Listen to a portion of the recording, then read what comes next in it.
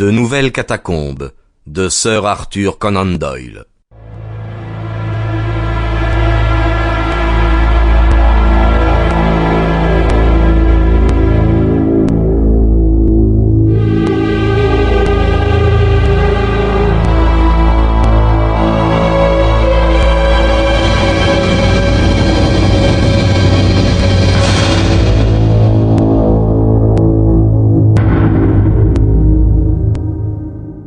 Dites donc, Burger, lança Kennedy, j'aimerais bien recevoir vos confidences.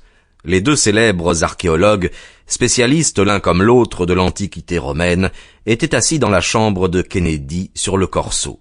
La soirée était froide.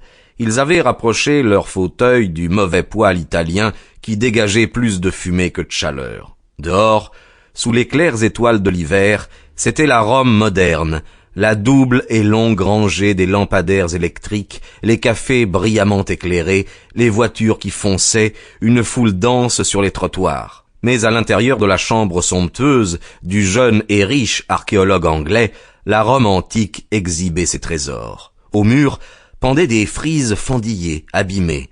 De vieux bustes grisâtres de sénateurs et de soldats, avec leurs têtes de boxeurs aux traits cruels, étaient nichés dans tous les coins. Ils avaient l'air de surveiller ce qui se disait dans la chambre. Sur la table centrale, parmi un fouillis d'inscriptions, de fragments brisés, d'ornements divers, se dressait la fameuse reconstitution par Kennedy des thermes de Caracalla, qui, lorsqu'elle fut exposée à Berlin, suscita autant d'intérêt que d'admiration. Des amphores étaient accrochés au plafond. Un véritable bric-à-brac s'étalait sur un très beau tapis rouge de Turquie. Tous les objets qui se trouvaient ainsi rassemblés étaient d'une authenticité irréprochable, d'une grande rareté et d'une valeur immense. Kennedy, en effet, avait à peine dépassé la trentaine, mais il avait acquis dans cette spécialité de recherche une réputation européenne.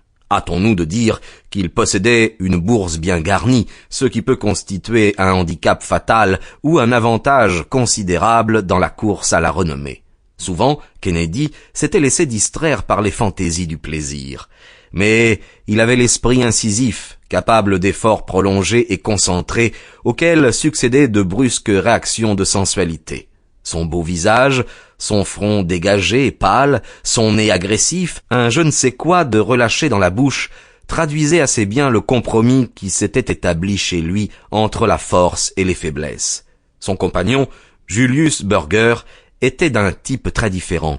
Un curieux mélange présidait à ses origines. Né d'un père allemand et d'une mère italienne, il était pourvu des robustes qualités du Nord que tempéraient les grâces plus tendres du Sud.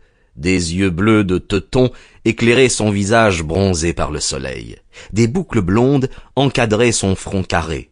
Il était imberbe, ce qui accentuait la puissance et la solidité de la mâchoire. Kennedy avait fréquemment remarqué qu'elle ressemblait aux mâchoires romaines de ses bustes. Sous cette rude force allemande, une sorte de subtilité italienne affleurait constamment. Mais son sourire honnête et son regard franc laissaient entendre qu'elle n'influençait pas son tempérament. Pour l'âge et la réputation, il était à égalité avec son camarade anglais. Toutefois, son existence et son travail s'étaient heurtés à beaucoup plus de difficultés. 12 ans plus tôt, il était arrivé à Rome en qualité d'étudiant pauvre. Depuis lors, il y avait vécu sur une maigre dotation pour recherche que lui avait allouée l'université de Bonn. Péniblement, lentement, opiniâtrement, avec une ténacité et une force de caractère peu communes, il avait gravi les uns après les autres les échelons de la renommée. À présent, il était membre de l'Académie de Berlin, et il y avait tout lieu de croire qu'il ne tarderait pas à être appelé à occuper une chaire dans la plus grande université allemande.